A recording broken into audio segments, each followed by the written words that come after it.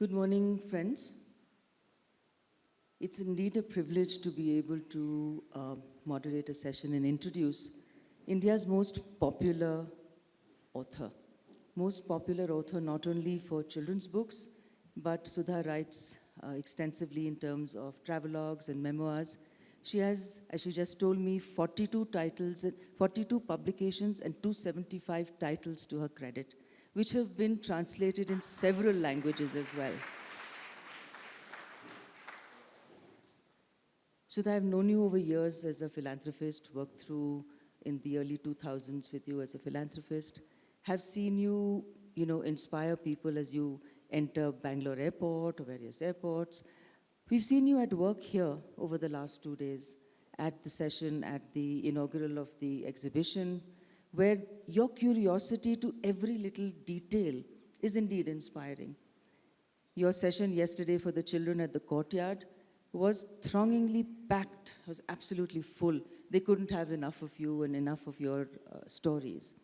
What is it that inspires you to continue to do and write the way you do? What is it that is your juice? What's that secret sauce that makes you who you are as a writer?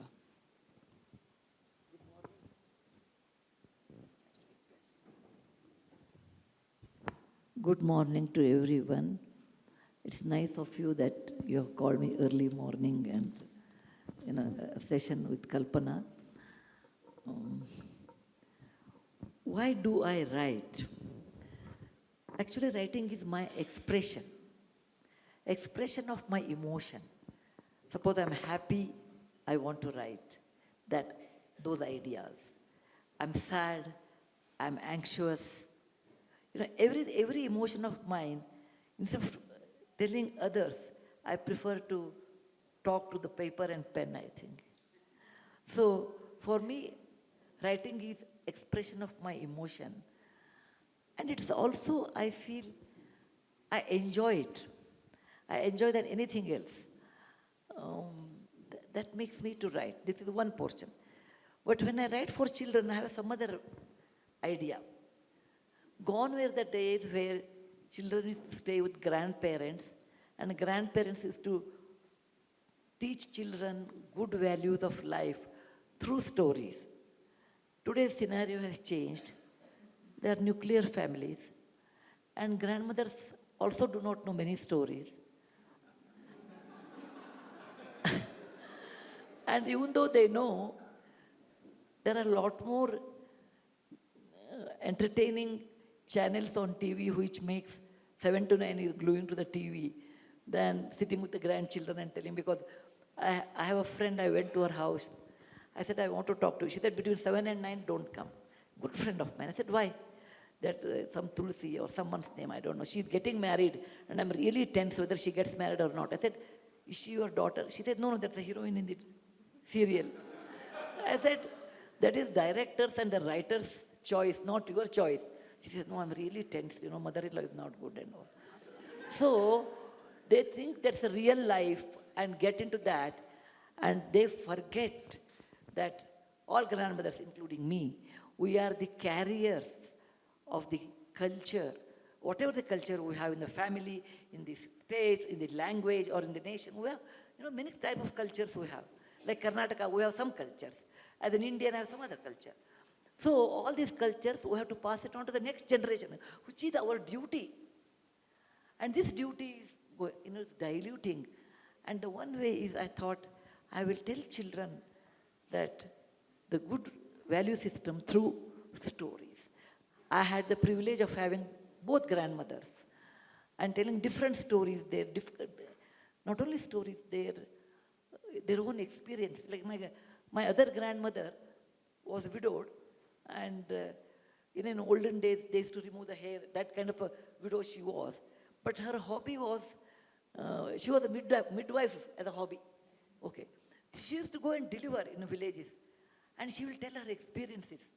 As a kid, I absorbed all those things.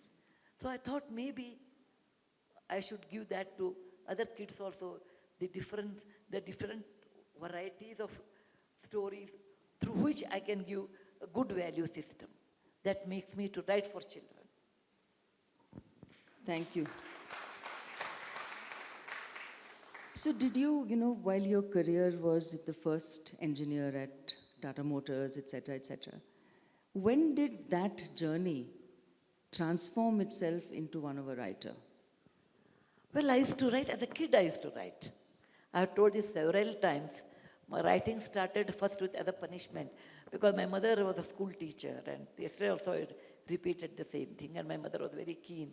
I should write 25 lines per weekend. And I used to fight with her, but she said, no, the teacher in the school and teacher at home are very strict. I wrote, and later it became a habit to me. A flower blooming, a bud blooming, coming a flower or good rains, everything is to excite me. So my mother told, write only those things. So it started writing small things when I was young. Then I used to write a very good school essays. And then a teenage like anyone else, I wrote some, sad ending. But I never tried poetry, okay, stories. But I stopped during my engineering education because the workload was extremely high. And I was the only girl, and nobody to share. So I was very conscious about that. I should not ask notes from anybody. I will do everything myself. Atma hi atmano bandhar. I always quote that. And once I passed engineering, then I felt I should continue again. So I started writing again when I was 25, 26. My first book was published in 1979, I think, in Kannada. But today when I look back, I feel it's a very silly book, because like everyone feels the same way when you look back. I traveled on my backpack to America, which is today everyone will laugh. But in 1979, it was something unusual. So I wrote. Then I was posted to Jamshedpur, part of Tata training. There I stayed and I wrote my first novel, I remember. But I started writing in English at the age of 52. Really? At The first English book? Until that, I never wrote in English. I always wrote in Kannada. Kannada is my mother tongue. I'm extremely good at it because I can express many words of emotion in one word. So I never wrote in English until I was 52. One day, TJS George is the editor of the New Indian Express, called me and said, Sudha, will you write columns? I said, George, wrong number. Okay. He said, why? I said, I'm a Kannada writer. And how will I write in English? And I do not know what readers expect. He said, Sudha, you are a driver.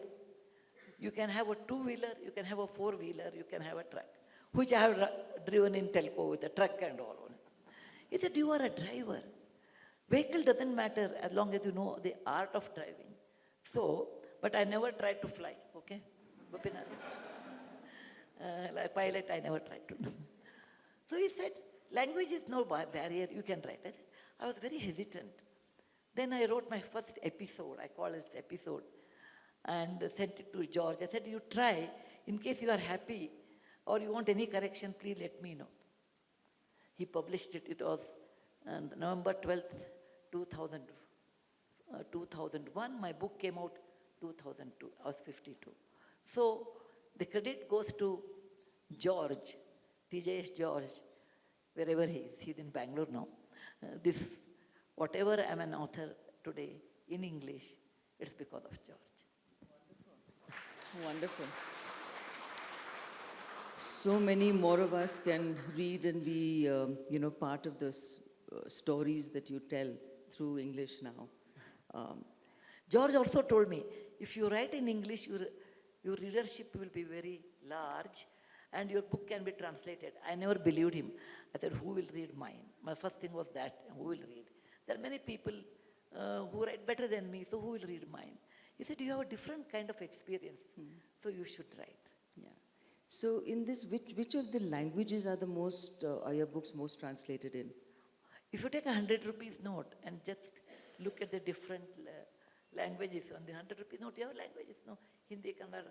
So my books are in all those languages. Fantastic. Hats off. Fantastic. Fantastic. Fantastic. They are in, name a language, it's there. It's in, my books were available in Pakistan in Urdu, and they are in Sindhi language. They are in Kashmiri, Dogri. They are unusual language, I'm telling you. Sanskrit, they are available in all the languages. But my number one selling is always English. Number two is, to my surprise, is Marathi. I spell very well in Marathi. I never thought that. Though I am bilingual with Marathi, but more than Kannada, my books are sold extremely well in Marathi. I do not know that. Fantastic. Now, just to make it sort of more relevant to the Lit Fest where we are today, so do you think that in today's age where, with so many distractions, as you mentioned, which children have, with nuclear families, that to inculcate the role of reading as a habit, the session you spoke at yesterday, do you think there's any role that Lit Fests can play, and what would that be, and how would you encourage it? I think so. It's very important to have a Lit Fest. And I only wish it should have been 60 years back. I would have happily joined, We never had such opportunities at all. And that is why I come from a small town known as Hubli, okay? So we never had. So only 2-3 friends will get together. What have you read? That way we used to exchange. Later, as an author, I used to meet 1 or 2 friends who also write what is the latest book and what are the types of writing you feel the best, etc. There was no exchange. But this kind of a literature festival, I think it's good for particularly children, teenagers, okay, who are not sure which road they have to take. And aspiring, budding authors, because they can see their authors. It's very important, When I was a kid, I wanted to meet Shivaram Karand, who was a very famous writer in Kannada. And, because I read all his books, but I never saw him. I used to write to him postcards in olden days, And he used to reply. And once he was invited to medical college where my father was a professor. And, they said only 1 + 1 is allowed, because it's a huge campus. They said, doctor, +1. And my mother was also a great reader. She said, I want to go. I told my father, no, not mom. I'm coming with you because I want to see my author. I remember that. And that children enthusiasm, when they grow up, it fades. Or they are also like us, they will talk, okay? But as a child, you want to see them, talk to them. Nowadays, it's much easier. You can have a photograph.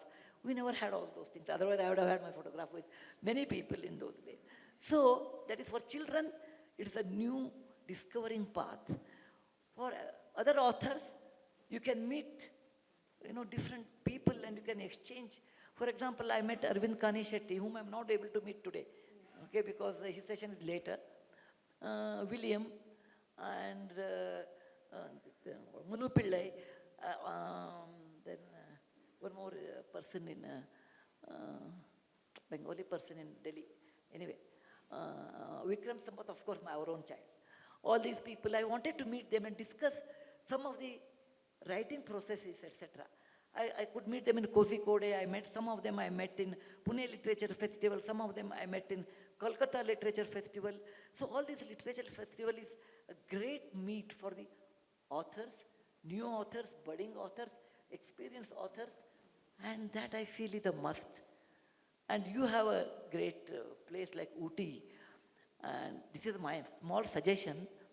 If you are a teacher, you always think audience are your students and go on giving suggestions, okay? Whether it's required or not, you give. This is one of the nicest festival I've attended. It's very nice. Thank you so much. Thank you. Well curated. So you should have, my suggestion is you should have this festival broken into 2-3 small parts. Like you can have one session in Kunur and one in Ooty. So that Thank you. A Nilgiri's Lit Fest. And you want to make it, it's not only Ooty becomes only one place. So make it, it's all blue hills all around. Or that's called as a Nilgiri Festival. Then you can have in Wellington or something like that. Children Festival in Wellington or maybe in Kunur. And you can make that way.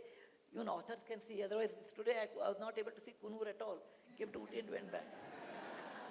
It's on lighter part. But it will be nice for the local people to participate and exchange and see.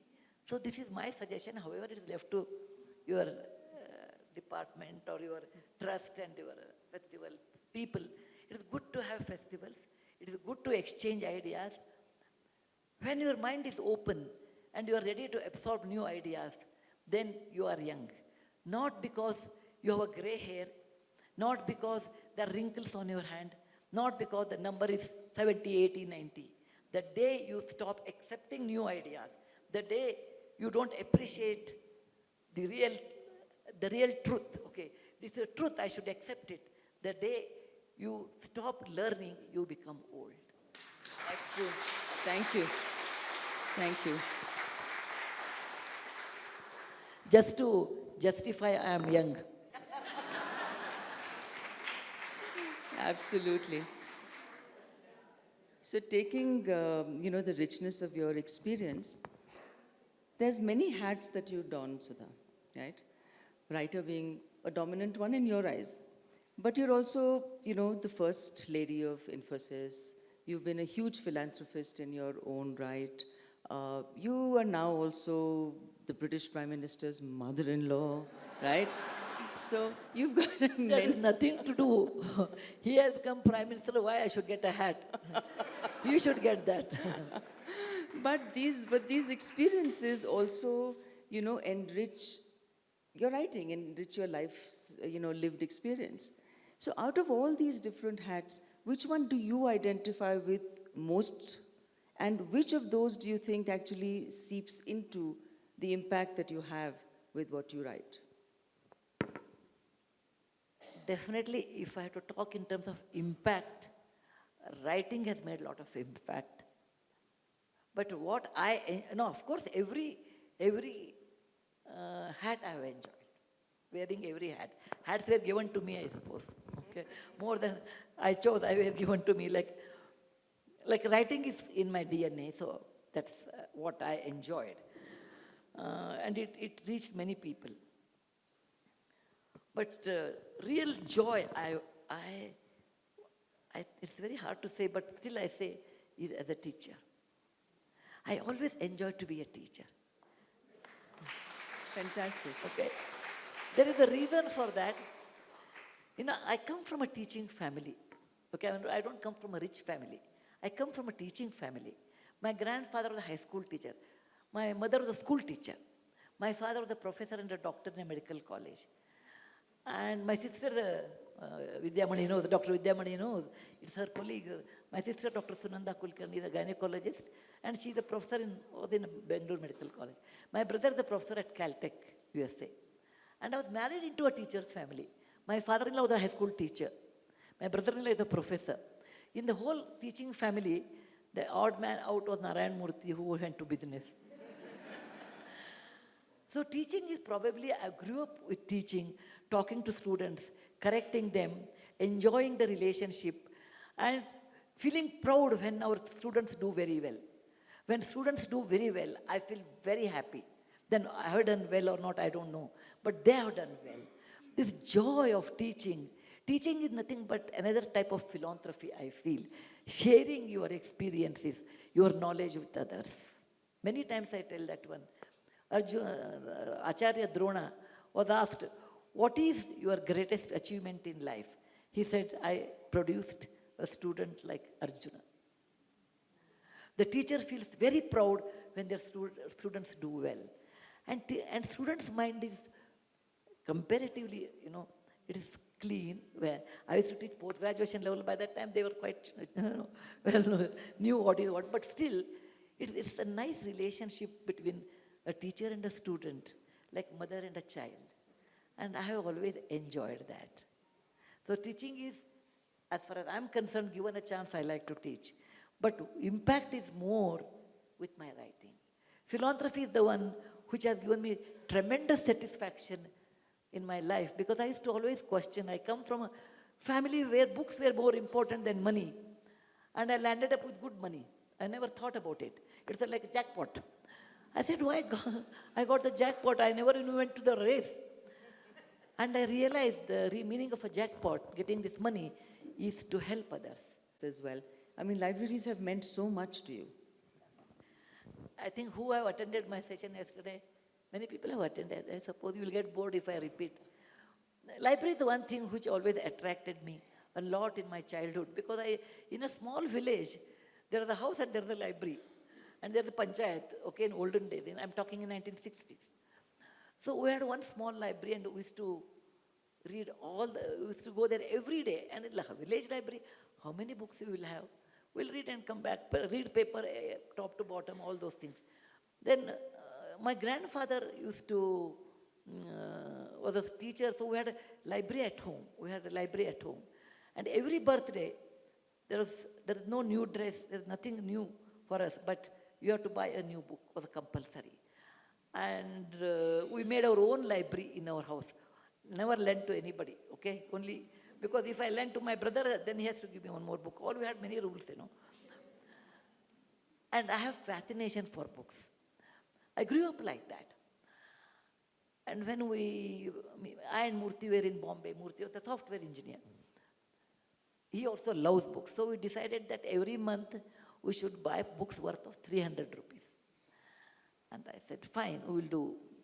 First, there is a Shanbag's, in Churchgate, there is a Shanbag's bookstall. There. Now it is not there. I forgot the name. Premier Bookshop. We used to go there and Murty said, this month I will buy 150 to me and 150 to him out of 300. He said, you give me your 150, I want 300 because I have some seminar, something he will tell. So I require more books, so I will buy. You just see what books you can buy next month and you scan the books available. I used to scan the books, okay, I have to buy these. So he bought 300 rupees and I didn't buy anything. Next month we went again and again he said, this month I have something else. 2 months went and third month I realized this fellow will go on telling me like this all the time. Somewhere I have to catch him. I said, no Murty, enough is enough. We have seminar, you 150 rupees only, you should buy whatever you want to buy. Give me my remaining money, I'm going to buy. That kind of a craze we used to have, I and Murty, about buying books. And when we got money, I told Murty, your library should be separated by mine. So in our house, we have some 3-4 libraries. Murty's library, my library, common library, French library, okay, who Murty reads French as well. And management library, mathematics library, we have mathematics library. So books have played an important role in my life and I've always enjoyed books company than anyone else, okay. and that is my index, when we were newly married and Murty took me to someone's house, he said, they are extremely rich people. I said, it doesn't matter to me, And we went to their house, they served in a silver thali, and this is 1978. We came back and I told Murty how poor they are. He said, what do you say? I said, I didn't see a bookshelf in their house. That was my index. So libraries have been my weakness actually, okay.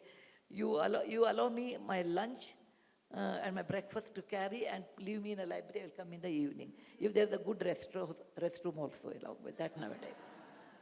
So when I was young, my father, me and my brother went to my father and said, we are getting bored, 3 months holidays, what we should do? He said, what is their holiday, getting bored, go to library. That's enough. I and Srinivas, my brother, we together went to Hubli Central, City Central Library, 3 months, finished all books, whatever are available, and take breakfast and lunch there. Okay, that is, the library has played such an important role in my life. And from Infosys Foundation, we made 70,000 libraries. It's off to you. I know. That's why I wanted you to share this with the audience, that it's 70,000 libraries that you've made. There's a story for that because my grandfather was an old man. So one day, when we were talking, he told me, you love books so much, but will you tell me when you have enough money in life? A school teacher, what is enough money, he doesn't know. When you have enough money in life, will you promise me you will give books to at least one library? I said, fine. And he has never traveled, he was always in Karnataka, he never went out of our district also, Dharwad district. He said, I read a book where Andrew Carnegie was a rich man, a billionaire, first billionaire of America, and he made money in a steel business, and he gave X amount of money to his children, and remaining money, he used it to build a library in every village of America. He said, what a great life. He was telling me, what a great life Carnegie had. He built a library, but at least you should give books to library. I said, okay, I will do. And grandfather passed away. I did my engineering. I got married to Murthy, who was unemployed at the time of marriage. So I never knew when you'll get enough money was always, above our head. We never thought we'll have enough money. Never bothered about also. When we had enough money, suddenly one day I realized, what did my grandfather say? Give books at least to one library because you love libraries. And that motivated me to establish this skill. Thank you. What's quite clear, Sudha, really is that, the power of the written word, right? Through everything that you have shared with us and through your books and through your writings and even through your, philanthropy, how you talk about it and how it reaches out. Today's world, in a world of flux, where there's war, there's carnage, there's disparity, there's polarization, the one thing that really needs to happen is for behavior to change, is for there to be more harmony in a world which potentially can be created by an influencer, by someone who's able to reach out to them and make this peace between, the different poles. So how do you see yourself going forward in terms of this worldview? We all need to do something for a better world. What do you see the power of your written, of your pen? And what do you think would be the kind of script you'd write for the world that you'd like to see? I know words can change the world. And that's the reason pen is mightier than sword. I have written my own experiences in many, many chapters. For example, May You Be the Mother of 100 Children is a chapter I wrote. I don't know how many of you read that. My grandmother was a midwife, I told, by hobby. So we have Hussain Saab used to work with us. And I have described how Hussain Saab's wife Pirambi was pregnant and how my grandmother conducted the delivery. And how beautifully she described the whole episode, uneducated woman, in her own way. She said, Pirambi, I'm like your mother. Okay? Now she did not have mother. Pirambi was his wife. And conducting delivery, she said, she took 4 anna coin. In those days, there used to be 4 anna coin. She washed it. She said, this money will go to Tirupati Venkatramana. Okay? And took handful of bura sugar, we call, which is not the brown sugar that type, palm sugar.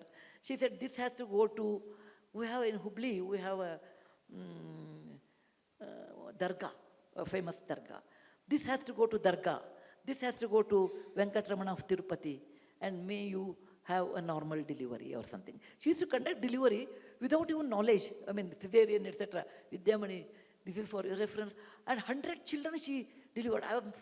When I look back, I get scared. How people can go and without medical knowledge. But she conducted. She was a midwife, no? And I asked her, Raji, tell me, how do you go? Suppose something happens. She said, no. The Peer in Dargah and Venkatramana in Tirupati will help me. The child, if it is trans, it becomes normal, I never understood. But she had that kind of a faith, every God will help you as long as you do a good job. And that I have done in many of my writing. It may be Salam is another one. And I've seen in one more place I have written how in a place like smaller town we grew up without any thinking of any of these things, but a very happy society. It is possible. And that I have done with words. In all my books, you will be there, something balancing the society, because like Buddha says, any extreme is bad. Any extreme is bad. Madhyama is always the good. It is told even in Bhagavad Gita, Yukta hara viharasya, Yukta cheshtasya karmasu, Yukta sapnava bodhasya, Yogo harati dukkha. It says everything should be in the middle. Eating, Yukta ahara, Yukta nidra, not too much sleeping, walking, thinking. The middle path is the best path. And that is the only path. That I reflect in my writing, that any extreme is not good. Middle path is the only path. And also I will tell you a funny thing about the world. One day I got a letter. In those days it was only letter. Maybe 20, 25 years back, I suppose. that this is the wedding card, madam, you must attend the wedding, otherwise we consider ourselves as very unfortunate. And I saw the name. Then it rang, I'm a teacher, so I thought maybe one of my students must have written in a very dramatic way, I thought. And the wedding was in Yeshwantpur in Bangalore. I said, who will go? It was a rainy day. It did not sound, I know that person. So my father was sitting next to me, and he said, what is this? I said, I'm not going to the wedding, these people have written like this. He said, no, respect the word. If you don't come, we are unfortunate. Respect that word. Let's go together. So we went together and went to the wedding hall. Saw everyone, and first I thought maybe my first year PUC student, I may not remember. See, what happens with the teacher, over a period of time, every batch you may remember 3-4 people, remaining people you don't remember. So I said, maybe someone. I go there, I was not able to connect to that lady or the boy or the girl. I said, who are you at first year, second year, third year? And then I thought the children also change over a period of time. And I went there, put the akshata, everything. Then somebody said, come and have lunch and go. It was a free lunch, no, but not even knowing a free lunch. You should not have a free lunch. So I said, may I know in what way I'm connected to the boys' side or a girl's side? I only asked. Okay. I can tell a lot of funny stories, but there is no time. I meet many of my cousins. Everyone has a family tree. I have a family forest. I have 75 first cousins. Some cousins I meet somewhere else, and then we remember, oh, we are connected. So I thought maybe, so let me know how, they said, I will tell you, but please have your meal. While having meal, they told me, this girl and boy are not your students. They are not related to you. This girl was engaged to the boy. From their childhood friends, they were engaged to each other. And then she got leukoderma, small patch of leukoderma. The boy rejected her. And he went to Dubai. He was in Dubai. While going, he was a Kannada boy, so he took a lot of Kannada books that time. And while reading that, I wrote a book by the name Mahashweta, a novel on leukoderma. And the heroine gets leukoderma and what she suffers, etc. And he felt bad, and he came back and changed his mind, and he's getting married. And that's the reason we have called you. Your book has changed to life. So actually that really brings me to, that's looking back. Now looking ahead, where, obviously the power of communication that you're gifted with, and the need for that kind of strength in communication to resolve certain issues. We saw it on climate change yesterday, we saw it on gender in the courtyard. So there are lots of, polarizations where communication with the kind of power that, or the control you have over that and the inspiration that you are to so many. So what would you see as your legacy looking ahead? Where are you going to focus this and the power of your word? I like to I like to talk more about awareness than correction. I said, be aware what you are doing. Be kind to people, be compassionate. So I feel, actually, to be honest with you, next generation is better than our generation, I feel. I always feel next generation better because they are exposed to many ways to learn many things. There are a lot more philanthropy compared to us. That's true. In Infosys Foundation, I used to get a lot of money from our own people. I got married, ma'am. My wife wants a new car. The old car keys, they will leave on my table. I said, what will I do? Sell it and take money. Okay? Through that extent. And in tsunami work, actually, the maximum money I got from youngsters or flood everywhere. Even your Kargil widow program. Yeah, I got a Kargil widow program and now I'm going to do, if God is not kind, if there is no rain in Karnataka, I have to definitely work in all those districts. And I see a lot of youngsters participate. So I feel people with experience, people who have the power of word, people who can communicate better, should make people to be aware of the situation, not just to listen to someone or not just go by the flow, not be influenced by somebody. Stand there and realize and analyze and be aware. And now I want to do a lot more awareness on the street dogs. I've decided next 1 or 2 years in Bangalore particularly. Excellent. Street dogs. That's your dedication to Gopi, I'm sure. Definitely. My dog Gopi is my hero. Gopi is actually quite a rich dog, because he gets his royalty. So Gopi's royalty, I use it for feeding the street dogs. And that has touched me, looking at Gopi. Gopi is at home, I take care. But what about street dogs in Bangalore? So I have decided, coming years, I want to work on street dogs, hospital for them, and more than that, go to school level and do awareness program, be kind to animals. They cannot speak. Lovely. Lovely. So anywhere, if you have, differences like this, the best way is to talk, make them aware of the situation. Maybe Apsara Reddy's talk yesterday, I was quite impressed when I talked to you. Making people aware is the greatest philanthropy today's time, I feel. Yeah. Thank you. So before we open it up for questions, a message for our audience today from you. I'm not a great saint or anything. I'm a very ordinary person. So what message I can give you, tell me. There are people who are senior to me, who are more knowledgeable, and I feel little odd to give any message. I don't know. Except I can say, please read. And Yes, and that's make, the message, and please make read. children to read. See, Yeah. if you want your children should read, mothers, you should read first. You do WhatsApp and tell children to read, it won't work. I always tell this joke. I know I have a friend of mine, all three daughters are married and they're in America. She's all alone. I said, maybe you don't have time. I think you don't get any company. You may be extremely bored. Come sometime, I told. She said, no, I'm very busy. You only come sometime. I said, what are you doing? She said, I get up in the morning, cook and keep everything ready by 8. Lunch and breakfast. She said, 8 o'clock I start my WhatsApp group. LKG to MSc. How many groups are there? 16 groups are there. Okay. Every group, one message she will send. That then there will be emoji, although you will come. Then she will read that. Then she will send to another group. By the time other group will send, she says, 8 to 4, I'm so busy. I told, my God, 8 to 4, you are sending all the WhatsApp messages, which of them 50% are wrong or false, okay? And you are circulating such thing. Why can't you go to a basti? Teach them English and mathematics are two difficult subjects in the bastis, I told. Go and teach at least 4 hours per day. She said, I really don't have time. WhatsApp is consuming me. So please, I'll tell the audience in case you want to listen to me.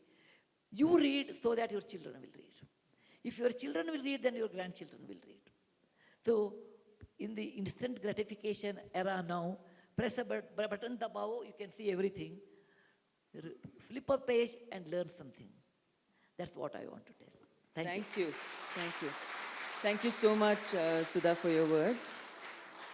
Any questions? We can start taking a few questions from the audience. Only Can we connected get with the the mic? books or my work. No politics, please. We'll start. Good morning, ma'am. Thank you for your wonderful session and all your insights. My humble question to you is, while writing, as being a writer is such a huge part of your whole journey of life, how do you try and maintain consistency? Because I feel that, especially in today's world, it gets a little difficult to be consistent in anything you do for that matter, especially with some with artistic forms, one of them being writing. How do you maintain consistency? Thank you. Well, when I write a book, or depends on what I write, please sit down, please. I write, I don't publish immediately. I keep it inside for 6 months to a year.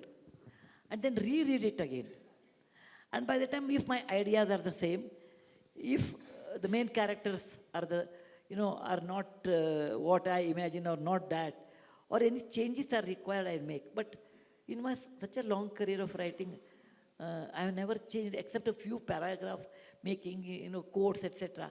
But I have not done. So consistency means you have to write and allow to cool down your emotions and reread it again and make changes if required. That's the way I have followed. Everybody has a different way of doing. If you ask Shashi Tharoor, he has a different way. I have a different way. Every author has a different way.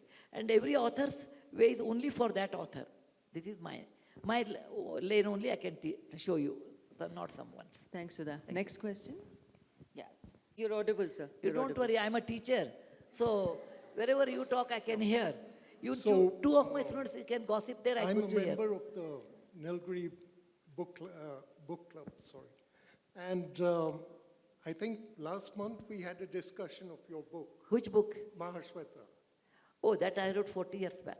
And it was really interesting because So the mic Sir, to will your you hold the face would mic? help us I all think here. all of us have had similar situations. Sir, will you hold the mic? All of us have had similar situations. Now, ma'am, you know, I've written a book, and it has been very disappointing because all my friends in the Nilgiri library, they say we haven't been able to read it, we can't understand. So I would like to present you with this book Thank you, sir. in the hope that you will be able to understand it. Okay, thank you. Thank you. Okay, thank you. Next question. Ma'am, you've written such lovely books for children on mythology. So what would be your favorite scripture which inspires you for these books? And that's one. Only one Second- question. Yeah, and just add it into this. Oh, Do you believe in spirituality or religion as for these books? I believe in humanity. Okay. Absolutely. Okay, now I pass the question. Not only one book has inspired us. No, please sit down, ma'am. Not of the. My daughter, I told my daughter to teach my grandchildren a little bit of Mahabharata and Ramayana. And I sent her books. She said, Amma, there's so much description for each character. By the time I read and skip to the next page, my children would have gone away somewhere. So I want you should write, make it very simple, easy to understand, and little unusual. So it is not normal one. So I said, okay, I'll write one book and try. And I wrote unusual stories from Mahabharata, the first one, The Serpent's Revenge, I think. And I told my publisher, publish only 1,000 copies. I don't think there are many players in the mythology field. And you don't have a lot of room for the creation. Maharshi Vyasa has created. I can't change the end of Mahabharata, I can't change. So make it in a simple language. You only print 1,000, but they printed some 40,000 or something, because I realized simple English, unusual stories, without much narrative, if you write, people like it. People don't have patience to read 3-page description. She was beautiful enough. Her hair was like this, her eyes were like this. All those things nobody would like to read. She was beautiful, one line is enough. So I gave it to my daughter, and whether my grandchildren read or not, my grandchildren had a different ideas anyway. That I've written in another book, their own Rasa Leela. They're saying that you are unfair to Krishna and all those things they talk to me. As if, okay, you are so unfair, Aji. You have to call 911 and tell them they should not happen. I said, beta, in Krishna's time there was no 911 and all those things, okay? Okay, Kamsa killed children. Call 911 and tell Kamsa should be arrested and all that kind they talk. So then it became five portions. So it was intended to write one, it became like that. Thank you. Yes, ma'am. This morning, when I was starting from home, both my grandkids, they said, where are you going? I said, I'm going to see Ma'am Sudha Murty. Who? Sudha Murty? I said, what do you mean by Sudha Murty? Is she a friend? Of course. I'm their Aji. Why did you not address her properly? No, she's a friend. But then why should you go? I said, I had to go. I want to see her as eager as you. She's meant for us, children. Okay? So, and to add to that, I said, okay, thank you. Anyway, I am also curious. I'm always a learner, so I'll go and see her. I'm also her student. Then they said, okay, bye-bye. And as I was coming, she said, make sure that you get some more books. Yesterday, I bought 2 of your books for them. Then I said, okay, and I came. On the way, my daughter is sent. She's a teacher again. I was a teacher rather. I continue to be. And my daughter said, could you just read this out for her, ma'am, from my side? So I said, okay. So if all are patient enough to listen for a minute, I would read it out for you. Yesterday, she had come and visited you. I think she's spoken to you also. I won't remember, ma'am. You may not, ma'am. You've got so many to remember. Anyway, this is from her. We were late by a few minutes. We rushed to the spot.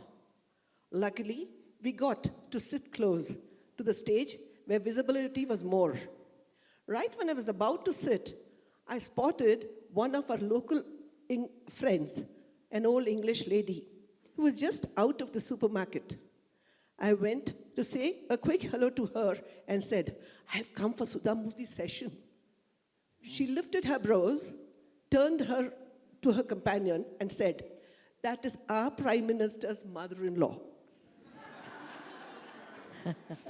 That said it all. I turned to see the lady in the chair for whom around hundreds of kids, teachers and parents had assembled to listen to. I was there with my school children as a teacher, which made it even more worthwhile. I just felt lucky to have had the opportunity to meet her. I took my seat and got a clear view of my favorite lady. She was looking cute, as usual, in a cream and pink sari with her tiny bun decorated with flowers. Excuse A me. mother of a fashion designer. Ma'am, is there a question at the end of this? Just a minute, I'll finish this because there are other otherwise it's going to. questions. Just a minute. It's okay. A mother of a fashion designer whose glamour and beauty was shown through her simplicity and humility stole the entire show with her smile and humor. Though I wake up every morning listening to life's lessons shared by her, it was definitely intriguing to listen to her live. She relates everything in life to a story and makes it very interesting. What got me the most was her positive outlook towards life. She seemed to be chirpy and full of life. I'll cut short. I'll read the last part of it because she's written quite a bit. "Dear lady of the millennium, as I wish to refer to you, you are a person of the pages that turn many lives every time Thank you, a ma'am. leaf is Thank turned you. over." Thank Thank you so ma'am. much. Thank We get the you. gist Thank of you. her. Miss, I know what people think, but I'm a very simple, ordinary person, that's all. Okay?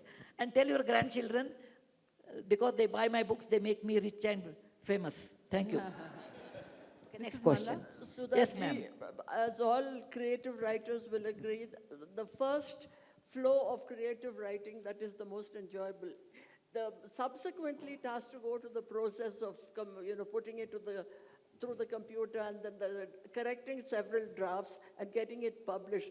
Can you have reached the top, but can you share your journey from the first draft to the printed page? Well, for a new author, it is not easy to get a good publisher. That's a fact. But today there are many good publishers are also there. Writing, actually, my method of writing, I can tell you, if it is a novel, I conceive the idea in my mind and carry it for 2 to 3 years. It is not immediately I write, no. I think the character and I want to bring them as much as if you have seen that character, you can relate to that. That what I do. And then once the whole story is set in my mind, if it is a novel, I think in Kannada. If it is a children book, etc., I think in English. I also think in different 2 compartments I have. Kannada thinking is for my novel. English thinking is for my Infosys Foundation experience or children's stories or whatever I do the rest. And once I decided the novel, then if it is Kannada, then I take pen and paper, write in a shorthand. Because my thinking process will be very fast. My hands don't cooperate with my thinking. It's very fast. So I'll make shorthand. I learn shorthand. Kannada shorthand, I write in Kannada. If it is English, I'll sit on the computer and it's in my mind. I see the frame, I write. But off late, even that is also very fast. My thinking is faster and my frame is clearer. Then I can't go on typing what I can see. Its coordination becomes difficult. So I have my secretary, Mamta. I tell Mamta, just don't talk. Don't take calls. Don't make any noise. I don't want any noise because my frame will be disturbed. So I'll go on talking and she goes on typing. Okay? I go on talking, 2 hours, 3 hours, and she goes on typing. And like Gopi's story, Gopi 4, I finished about a week back. It took 4 hours for me to write Gopi's story. Only 4 hours, continuously 4 hours. Then I will leave it. After 10 or 15 days, I tell Mamta, give me the print of what I have talked. I don't remember anything. And then she gives me the print. Then I say where paragraph, okay, changing, etc. I will do. And then I will have first editing process, then second edit. I do at least 7 times editing. Okay, last 3 edits, I will tell, 2 edits I will tell Penguin to make, and 3 to 4 edits, we do in-house, in the sense, me, Mamta, and one more person is there. And then I read that one to the concerned person. For example, if I'm writing children's story, I prefer to read to the children first, before it goes to publication. I will just finish this. Children should read, and I tell children, if you don't like it, please get up, stand up and tell me, another 5 minutes, please tell me where I'm wrong. I'm ready to correct. Because children are unbiased. It is not Narayan Murthy's wife. It is not Rishi's mother-in-law. Okay, it is not what they see. They see I'm their author, and they are listening to my stories. They tell, this portion we don't like. Then I rethink it. Can I really make a change? Is it essential? And then I close. And once I close, I don't change at all. Then I send it to printing. It takes, altogether 6 to 8 months for a book to publish. Gopi will take 4 months, because picture takes more time, 4 to 5 months. Children book 6 months. Novel, 8 months. So they have different. Thank you. Thank you. Thank you. I'm going to take one question which has come from a child in the section outside. Morning, ma'am. It was great to hear from you. As an inspiring writer, what advice would you give to budding authors? This question is asked to me from thousands of people. Number one, read well. Read. All people who read may not be authors, but all authors are always well read. Please remember that. Okay. Second thing, people who are sensitive only can write. People who are insensitive cannot write. Number 3, people who have observation power, like, I just observe this room. Everybody observes this room. It's a nice old hall. But I observe in a different way. When the sunlight came, people at that end, what they felt. The sunlight did not come, what people then descended. That means your observation power helps you to describe the situation very well. And these 3 qualities, and last but not the least, unless God of creativity, particularly in writing, I consider Saraswati. In my case, unless she helps, you cannot write. With all these qualities, it is the Goddess Saraswati. In my case, she comes and she leads me to write at the end. So I always owe that one to her, that she's the goddess of words, goddess of creativity, goddess of learning, and probably she has taken great affection towards me, and she has helped me out. Thank you very much for patient hearing.